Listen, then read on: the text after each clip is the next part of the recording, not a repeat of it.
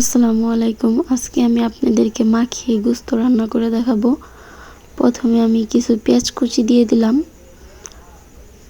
মরিচ, হলুদ, ধনিয়া, পরিমাণ মতো লবণ, আদা, জিরা, রসুন, সামান্য গরম মশলা দিয়ে আর সামান্য তেল দিয়ে ভালোভাবে মাখিয়ে নেব।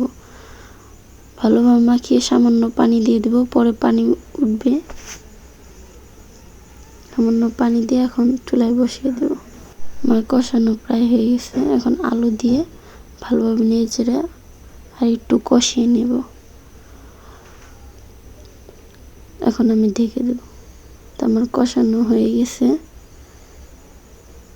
এখন আমি পরিমাণ মতন পানি দিয়ে ঢেকে দেব। আমি পরিমাণ মতন পানি দিয়ে দেব, পানি দিয়ে ঢেকে দেব। এই পানিতে যেন আমার গোস্তটা হয়ে যায়।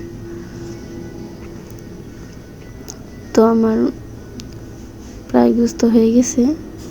আশা করি আমার ভিডিওটা ভালো লাগছে।